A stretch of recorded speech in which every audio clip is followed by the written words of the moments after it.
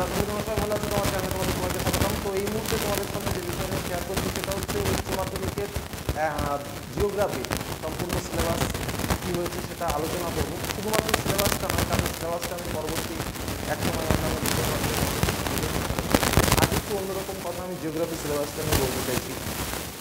Class 11 এবং class 12 এটা নিয়ে আমি তোমাদের সামনে আজকে শেয়ার করবো, কারণ এর একটা প্রয়োজনীয়তাও রয়েছে এবং আমার ব্যক্তিগতভাবে মনে হয় যে এই বিষয়টা আমাকে বলা উচিত। দেখো, ওভারঅল যদি প্রশ্ন করো যে স্যার নিউ সিলেবাসটা কেমন হয়েছে, আমি তোমাদের বলবো সিলেবাসটা যদি প্রশ্নের উত্তর লেখার মতো হয়, তো যদি প্রশ্ন করে স্যার উত্তর লেখাটা কেমন হয়েছে, ভালো উত্তর লিখতে আমরা কী বলবো? উত্তর ভালো হয়েছে বলি তো। সেখানে সে যদি ওয়ার্ড লিমিট ক্রস করে যায় তবুও আমি অতটা দেখি না, কারণ সে যদি ভালো লেখে, সে যদি একটা ডায়াগ্রামের বদলে 5টা ডায়াগ্রাম দেয় তবুও আমি আরও খুশি হই, সে বেশি লিখলেও খুশি হই। কেন? কারণ সে একটা উত্তর রেডি করেছে। তো সিলেবাসটা কখনো উত্তরপত্র নয়, সিলেবাসটা বুঝে শুনে করা উচিত। আমি জানি না, আমিও একজন শিক্ষক, এবং যেভাবে টাইম টেবিল দেওয়া হয়েছে যে এই টাইমের মধ্যে এটা শেষ করতে হবে, এবং আমরা সকলেই এটা জানি যে স্বাভাবিকভাবে আমরা 11-এ বলি আর 12-এ বলি, উভয় ক্ষেত্রেই আমাদের কি পরিমাণ ক্লাস হয়। তার কারণটা কি? তার কারণটা হচ্ছে আমরা ভর্তি হতে আমি বেসিক 11 দিয়েই যদি জিজ্ঞাসা করি 11-এ কতদিন ক্লাস হয়, যদি কাউকে প্রশ্ন করা হয় তাহলে উত্তর হচ্ছে 4 মাস। কেন বলছি 4 মাস? মিলিয়ে নাও, 11-এ মে মাসে রেজাল্ট বেরোবে, মাধ্যমিকে ধরলাম স্বাভাবিকভাবে ভর্তি প্রক্রিয়া শেষ হতে হতে জুন মাসের 10 তারিখ, আমি ধরলাম জুন মাসের 15 দিন ক্লাস হলো, জুলাই মাস, আগস্ট মাস, 2 মাস, আর ওদিকে 15 দিন, 2.5 মাস, সেপ্টেম্বর আরও 1 মাস, 3.5 মাস, অক্টোবরে পুজোর ছুটি, নভেম্বরে ফার্স্ট সেমিস্টার পরীক্ষা, হলো 1 নম্বর। ডিসেম্বর মাস ক্লাস হয় না, রেজাল্ট নিয়ে ব্যস্ত থাকে। জানুয়ারি মাসে একটু ক্লাস হয়, ফেব্রুয়ারি মাসেও তাও, জানুয়ারি মাসের প্রথম দিকে অনেক ছুটি থাকে, ফেব্রুয়ারি মাসেও তাই, 2 মাস ক্লাস হয়। তাহলে এই সব মিলে দেখো, এদিক ওদিক বাদ দিয়ে দেখো, মোটামুটি 4 মাস মতো ক্লাস হয়। এই 4 মাসের ভেতরে যে সিলেবাস দেওয়া হয়েছে, এই সিলেবাস শেষ করা চারটিখানি কথা নয়, 1 নম্বর বিষয়। আমি বলবো, প্রত্যেকটা বিষয় বলবো। আরও একটা খারাপ সংকেত তোমাদের সামনে তুলে ধরছি, যে জিওগ্রাফি সিলেবাস আমাদের এখানে এসেছে অবভিয়াসলি ভালো, অবভিয়াসলি প্রচুর জ্ঞানযুক্ত, প্রচুর কিছু শেখা যাবে, কিন্তু সমস্যাটা হচ্ছে কোথায়? শিখবেটাকে। এই ক্লাস 12-এর যে প্র্যাকটিক্যালের সিলেবাস দেওয়া হয়েছে, জিআইএস ঢোকানো হয়েছে তাতে, জিওগ্রাফিক্যাল ইনফরমেশন সিস্টেম, মানে কম্পিউটারাইজড প্রোগ্রাম তাকে শেখাতে হবে। আমরা কলেজে শিখেছি কম্পিউটারাইজড প্রোগ্রাম, জিআইএস। আমি বারাসাত গভর্নমেন্ট কলেজে কিছুদিন শিখিও এসি এই ব্যাপারে পড়িয়েছি কিছুদিন। তো এই বিষয়টা খুব একটা সহজ বিষয় নয়, অর্থাৎ যে ছাত্রছাত্রী কম্পিউটার জ্ঞান নেই তাকে জিআইএস শেখানো একটা বিভৎস টাফ ব্যাপার। প্রথম বিষয়, আগে আমাদের ফিল্ড রিপোর্ট ছিল, অনেক স্কুল বাইরে এক্সকারশনে নিয়ে যেত, এবারও ফিল্ড রিপোর্ট আছে। ফার্স্ট ইয়ার অর্থাৎ ক্লাস 11-এ নেই, এবার ওটা চলে গেছে ক্লাস 12-এ। ভালো কথা। যাই হোক, আমি প্রত্যেকটা বিষয় নিয়ে আলোচনা করছি, কেমন কি হয়েছে। স্ট্যাটিস্টিক্স রয়েছে, সিলেবাস বেড়েছে, আগে যা ছিল কমে তো নি, বরং আরও বেড়েছে, এবং নিত্য নতুন তথ্য ইনপুট হয়েছে। প্রথম যে বিষয়টা আমরা যাব, আমরা একটু জাস্ট অতি সংক্ষেপে একটুখানি বলে নিই, তারপর আমি যেটা ডিটেলসে যাচ্ছি। প্রথম ফার্স্ট সেমিস্টার অর্থাৎ ক্লাস 11-এ, যেটা থেকে শর্ট আসবে, geography as a discipline, scope content, অর্থাৎ জিওগ্রাফির ধারণা যেটা দিয়েছে, অরিজিন অফ আর্থ, পৃথিবীর উৎপত্তি এবং ইন্টেরিয়র অফ দ্য আর্থ, মানে পৃথিবীর যে ভূ অভ্যন্তরীণ গঠন, যেটা কেন্দ্রমণ্ডল, গুরুমণ্ডল, শিলামণ্ডল, ওই পার্টটা। এখানে শুধু ওই পার্টটাই রয়েছে, এখানে কিন্তু আবার ওই আইসোস্ট্যাসি ওসব কিছু নেই। নেক্সট হচ্ছে জিওমরফিক প্রসেস, তার মধ্যে যেটা মূলত রয়েছে সেটা হচ্ছে এন্ডোজেনেটিক ফোর্স, তার মধ্যে আর্থকুয়েক রয়েছে, মানে অগ্নুৎপাত, ভলকানিটি রয়েছে, ভলকানিটি মানে হচ্ছে তোমার অগ্নুৎপাত বললাম, আর আর্থকুয়েক মানে ভূমিকম্প, আর তোমার ভূমিকম্পের কারণ এবং স্পেশাল জোন ইন্ডিয়া, এই বিষয়টা রয়েছে।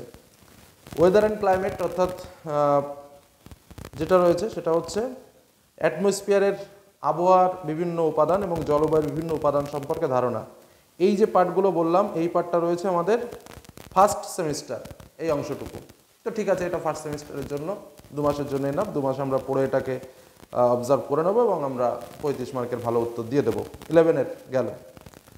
নেক্সট, সরি ভুল বলেছি, এইটুকুতে হচ্ছে 15 মার্ক, 11-এর এইটুকুতে হচ্ছে 15 মার্ক।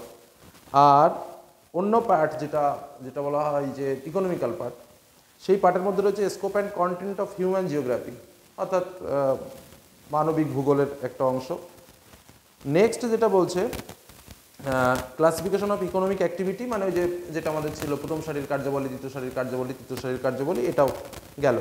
তার মধ্যে অনেকটা পার্ট আছে, শিকার, তারপরে তোমার মার্কেটিং, কৃষি, ঠিক আছে, মাইনিং মানে খনিজকরণ, তারপরে তোমার এইসব বিষয়গুলো আছে, বিভিন্ন বিষয়গুলো আছে, ওটা নিয়ে সমস্যা নেই। এটা গেল আমার পরের পার্ট। 3 নম্বর পার্টে যেটা রয়েছে ইন্ডিয়া এজ এ কান্ট্রি, অর্থাৎ ক্লাস 10-এর একটা পার্ট ছিল না ভারতবর্ষ, সেই ভারতবর্ষ এবং তার প্রতিবেশী দেশসমূহ নিয়ে একটা আলোচনা। নেক্সট একটা পার্ট এসছে যেটা হচ্ছে স্ট্রাকচার অ্যান্ড ফিজিওগ্রাফি। তো এই যে বিষয়টা বলছে সেটা হচ্ছে যে ওই আমরা ক্লাস 10-এ যে ডিভিশনগুলো পড়েছি না, সেই ডিভিশনগুলো আবার 11-এ টেনে এনেছে, এটা আগে ছিল না এই সিলেবাসটা। নেক্সট ড্রেনেজ সিস্টেম, এটা আগে ছিল, এটা আমরা পেয়েছি। তো এই শর্টের মধ্যে আমরা টোটাল যে চ্যাপ্টার পাচ্ছি দেখো আমি বলে দিচ্ছি, 1 2 3 4 5 6 7 8 9খানা চ্যাপ্টার ফার্স্ট 3 মাসে। তো এটা একটা ভয়ঙ্কর পার্ট প্রথম কথা, এবং এখানে যা শর্ট রয়েছে এমন এমন part, India as a country, এই পার্টে শর্টের অভাব হবে না, মানে এত পরিমাণ শর্ট আছে, তুমি কত শর্ট পড়বা, কত নোবা। ইন্ডিয়া থেকে তো একটা দুটো শর্ট নেই, এর ভেতরে যে পার্টগুলো দিয়েছে লোকেশন, সাইজ, অ্যাডমিনিস্ট্রেটিভ সেটআপ এবং নাইবারহুড কান্ট্রিজ। তা নাইবারহুড কান্ট্রিজ মধ্যে কত রকম প্রশ্ন হতে পারে, মানে মোদকবাবু যখন লিখবেন তখন এত লেখা লিখবেন তা বলা যায় না। মোদকবাবু মানে মোদকের বই, যার নাম আমরা সব থেকে ভালো জানি এই মুহূর্তে, আরও অন্যান্য বই তো বিভিন্ন বই আসবে।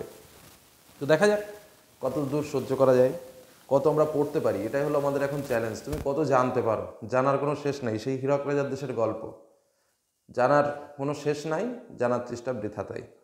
কত জানতে পারো। নেক্সট এবার আসো মেইন পরীক্ষায়, ক্লাস 11-এর ফাইনাল পরীক্ষা যেটা বলছে সেকেন্ড সেমিস্টারে, কনসেপ্ট অফ আইসোস্ট্যাসি, এটা আগে ছিল। জিওমরফিক প্রসেসের মধ্যে ফোল্ডিং অ্যান্ড ফল্টিং, মানে ভাঁজ আর চ্যুতি দিয়েছে, ঠিক আছে। ওয়েদারিং মানে আবহবিকার রয়েছে, এবং সয়েলের বিভিন্ন কার্যকলাপ মানে soil erosion, soil forming, soil profile, এসব দিয়েছে। আর একটা হচ্ছে ওয়েদার অ্যান্ড ক্লাইমেটের আর একটা পার্ট যেটা হচ্ছে তোমার হিট বাজেট, এটা পুরো টেকনিক্যাল পার্ট, এটা খুব ভালো দিয়েছে। নেক্সট একটা চ্যাপ্টার যেটা ডিটেলস আকারে আরও যোগ হয়েছে সেটা হচ্ছে হাইড্রোস্ফিয়ার, মানে বাড়িমণ্ডল যেটাকে বলা হচ্ছে, বাড়িমণ্ডলটা টোটালি একটা ইনক্লুড হয়েছে, মানে আগের থেকে আরও 3-4টা আমরা বেশি পেলাম। নেক্সট আরও একটা বিষয় যায় সেটা হচ্ছে ইন্ডাস্ট্রি। ইন্ডাস্ট্রির মধ্যে একদম food processing industry, commercial market fishing, paper industry, তারপরে হচ্ছে আয়রন অ্যান্ড স্টিল ইন্ডাস্ট্রি এবং অটোমোবাইল ইন্ডাস্ট্রি আছে। নেক্সট টার্সিয়ারি অ্যাক্টিভিটির মধ্যে বিভিন্ন ভাগ, trade, transport, service and communication, এসব দিয়েছে। উইনারি অ্যাক্টিভিটির মধ্যেও রয়েছে এবং কোয়ার্টারলি অ্যাক্টিভিটিও রয়েছে। তো এগুলো সম্পর্কে ডিটেলস পড়তে হবে, এগুলো ইজিয়েস্ট ব্যাপার। নেক্সট আরও রয়েছে, এখানে শেষ নয়, এটা 12 মানে ফাইনাল পরীক্ষার কথা বলছি। ইন্ডিয়ান ক্লাইমেটের উপর রয়েছে, ফরেস্ট অফ ইন্ডিয়া, ইন্ডিয়ার বন ভাগ মানে যে উদ্ভিদ বা বনগুলো সম্পর্কে রয়েছে, ইকোলজিক্যাল যে পার্টগুলো রয়েছে। আরেকটা দিয়েছে যেটা হচ্ছে natural Hazard and discharge in India, মানে ভারতের বন্যা খরা, যেটাকে আমরা অনার্সে বলতাম কন্টেম্পোরারি ইস্যু অফ ইন্ডিয়া, যে সেই পার্টটার একটা অংশ এখানে আবার তুলে দিয়েছে। তো ওভারঅল ক্লাস 11-এর যেটা রয়েছে আমি সেটা একটু বলে রাখি, সেটা হচ্ছে concept of হাইসোস্ট্যাসি 1 number chapter, 2 3 4 5 6 7 8 9 10 11, 11খানা chapter রয়েছে পরবর্তী 35 মার্কের জন্য। প্রথম 35 মার্কের জন্য বললাম 8খানা 9খানা চ্যাপ্টার, তারপরে 11খানা চ্যাপ্টার রয়েছে, এবং চ্যাপ্টারগুলো খুব শান্তিপূর্ণ নয়, মানে যথেষ্ট পড়াশোনা তোমাকে করতে হবে। এবার আসা যাক প্র্যাকটিক্যাল পার্ট। তোমরা শুনলে অনেকে ভয় পাবে, বলে রাখি ম্যাপ স্কেল, এটা আমরা আগেও করিয়েছি, করলাম। ক্লাস 11-এ ঢুকিয়ে দিয়েছে ম্যাপ প্রজেকশন, এটা আগে ক্লাস 12-এ ছিল, এবার চলে এসছে এটা ক্লাস 11-এ এসছে ম্যাপ প্রজেকশন। কী কী ম্যাপ প্রজেকশন? পোলার জেনিথিয়াল, সিম্পল কনিক্যাল আর মার্কেটার্স প্রজেকশন। তুমি ভাবতে পারবে না মার্কেটার্স প্রজেকশন ক্লাস 11-এর ছাত্রছাত্রীরা আমরা নিজে ক্যালকুলেশন করতে পারছি না, তাদের কী করে বোঝাবো? কারণ মার্কেটার প্রজেকশন একটা অন্য, যদি একটা অন্য টাইপসের বোন স্পোন্স দিত তাও একটা বুঝতাম যে নর্মাল। মার্কেটার্স প্রজেকশনটা যথেষ্ট ক্যালকুলেটিভ জিনিস, আর এখানে ক্যালকুলেটার ছাড়া কোনো কাজ হবে না, ঠিক আছে? আর সবই মানে সায়েন্টিফিক ক্যালকুলেটার ছাড়া কোনো কাজ হবে না, মানে সায়েন্টিফিক ক্যালকুলেটার ইউজ করা বাধ্যতামূলক এবার একদম।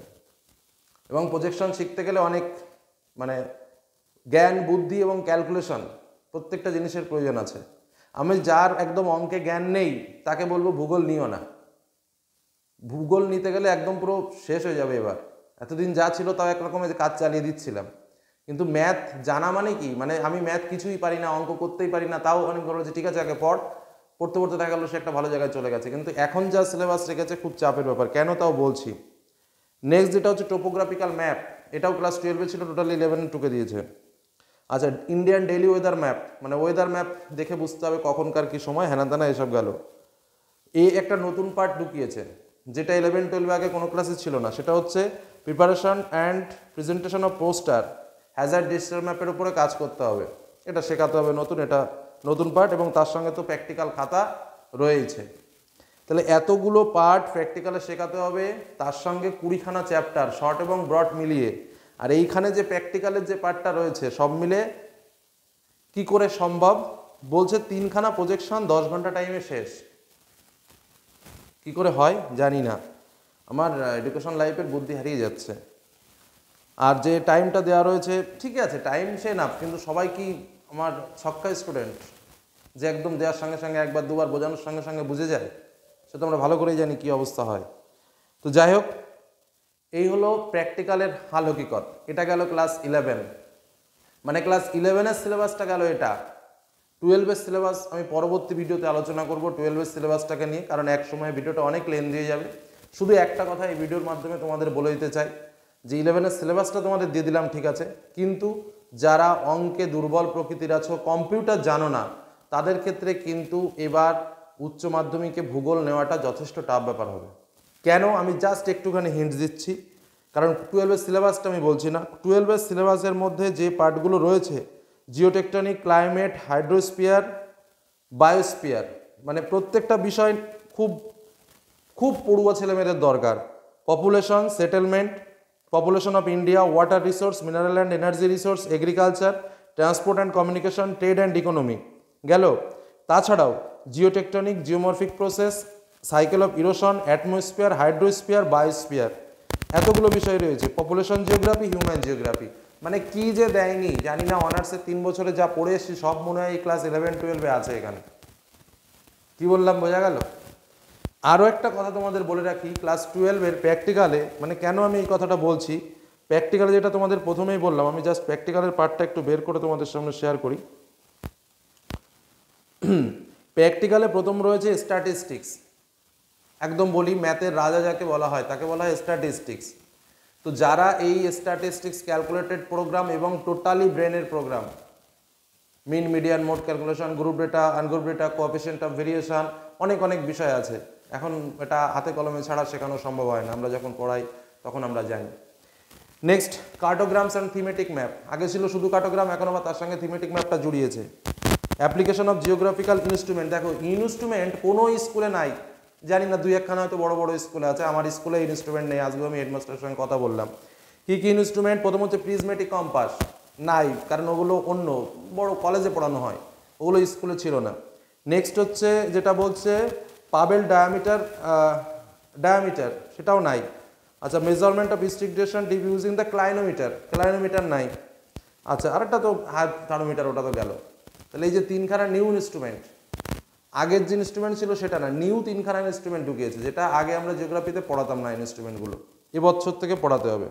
নেক্সট একটা যেটা বললাম তোমাদের, সেটা হচ্ছে রিমোট সেন্সিং। তো আমরা শুধু পড়ে এসেছি রিমোট সেন্সিং কি, এবার রিমোট সেন্সিংয়ের উপরে কাজ করতে হবে ক্লাস 12-এর, এবং তার সঙ্গে জিআইএস অর্থাৎ জিওগ্রাফিক্যাল ইনফরমেশন সিস্টেম, টোটাল কম্পিউটারে প্রোগ্রামিং করে তোমাকে ম্যাপ তৈরি করার একটা সিস্টেম। ঠিক আছে, আমার নিজের আছে সফটওয়্যার, আমার নিজের সফটওয়্যার আছে, আমি নিজে কাজ শেখাই, ছেলেমেয়েদেরও শেখাই, তো সেটা ব্যাপার আলাদা। কিন্তু এই ক্লাস 11-12-এর বাচ্চাদের কী করে শেখাবো, মানে এটা এখন নিয়ে ভাবছি যে এটা কী করে কি সম্ভব, শুধু জ্ঞান দেবো নাকি শেখাবো, এটা নিয়েই একটা মূল টেনশনের মধ্যে রয়েছে। এবং তার সঙ্গে আবার এক্সকারশন রয়েছে। এক্সকারশনের কি, আগে এক্সকারশনে একটা কাজ করতে হতো, তোমরা জানো যে 30 মিনিট বা 35 মিনিট একটু এক্সকারশনে কাজবাজ করে দিলাম, হয়ে গেল। কিন্তু এখন যেটা রয়েছে এক্সকারশনের ক্ষেত্রে, কিন্তু সে 30-35 মিনিটের কাজ না, মোটামুটি 3খানা কাজ দিয়েছে নতুন। 3খানা কাজ করতে আমার একদিন শুধুমাত্র এক্সকারশন করতেই লাগবে, মানে একদিন না হলে অন্তত 3-4 ঘন্টার ওপরে শুধু এডুকেশনাল পারপাসই তোমাকে দিতে হবে টাইম। আর খাতা তৈরি করা তো গেল, সেটা তো স্কুলের টিচার তোমাকে হেল্প করবেন, সাহায্য করবেন সব কিছুর দিক দিয়ে। তো যাই হোক, এই হলো আমাদের বর্তমানকার পরিস্থিতি। এজন্য বলছি ভেবেচিন্তে জিওগ্রাফি নেওয়ার কথা ভেবো। আর অঙ্ক এবং কম্পিউটার জ্ঞান যদি থাকে তাহলে অবশ্যই ভালো হয়, তবে মনে জোর থাকলে সমস্ত কিছুই সম্ভব। এটুকু বলে আজকে আলোচনা শেষ করলাম। ধন্যবাদ।